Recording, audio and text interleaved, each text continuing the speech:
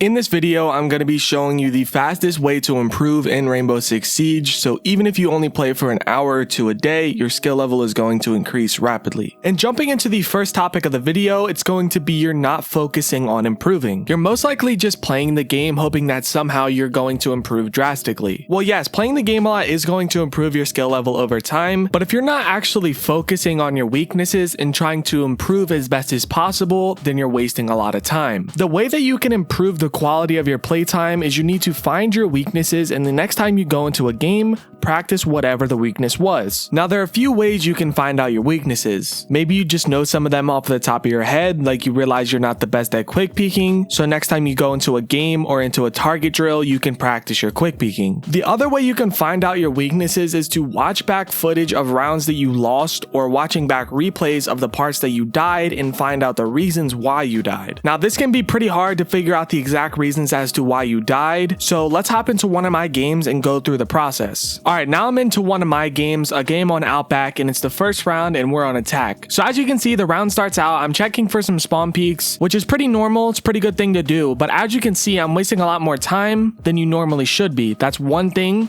that you can start off by saying. And here you go, I'm checking another spawn peak, and now we're 30 seconds into the round and all I've done is check spawn peaks. I would like to save about 10 seconds of that of actually just speeding up my attack. Just from the start of the round, I can find one mistake that I'm making, and next time I play on this map, next time I play the game, I'm going to spend less time checking spawn peaks. And what I would like to see right here, as you can see, I'm droning right in sight. I'm basically gaining nothing off of this. What I would like to have seen for myself is to actually drone out the parts that I was going to be taking map control on. So as you can see, I end up doing nothing with it. So now we're approaching a minute where I've basically done nothing. What I should have been doing this whole time is just droning the parts that I was going to take map control of and then taking the map control, which as you can see, I end up just start taking the map control here, but it's a minute into the round, I'm wasting a lot of time. But if you notice, there is a echo right there. Now, if I would have droned these areas out, I could have gotten a free pick onto this echo. And not only would it have been a free pick, he could end up going in and killing some of my teammates, and I could have just droned him out and killed him earlier in the round. So already we've noticed that I'm spending too much time checking for spawn peaks, and I'm not droning and taking map control enough. So eventually I run on through, and as you can see, the echo is just sitting there. If I would have droned him, I could have gotten a free kill once again. Alright, now I'm right outside of sight.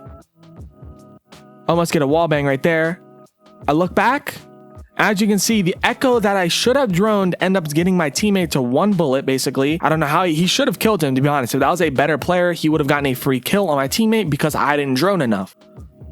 I end up, hitting him right there, and he ended up wallbanging him anyways, but it could have been a lot easier. But as you can see, shortly after he got that kill, we ended up winning the round. Now, that's kind of a weird round, but the replay system is horrible, so I had to choose this one anyways. But just like that, through one round, I can see multiple mistakes that I ended up making, and pretty big mistakes at that. So you can go through this process on your own, and you don't have to do it through the replay system, especially if you're on console, because the replay system is horrible on console. But you could end up just clipping the rounds that you lose. It's going to be a little bit worse because you can't see, your enemy's POV, you can't see top-down views and stuff like that, but at least you can see your footage and, see things that you could have done differently. The next way to improve way faster is to master the skills that allow you to focus on more important things. This sounds a lot harder than it is, talking about mastering skills, but the skills that I'm talking about are things like quick peeking, droning, crosshair placement, things like that are simple to learn rather than learning things like taking map control, which is super broad and takes a lot more skills to actually learn. If you learn simple skills like quick peeking, learning how to drone correctly, having the right crosshair placement when quick peeking, then it makes something like taking map control a lot easier, and you can focus on the things that you should be focusing on. Some simple skills that you could learn are things like playing vertical correctly,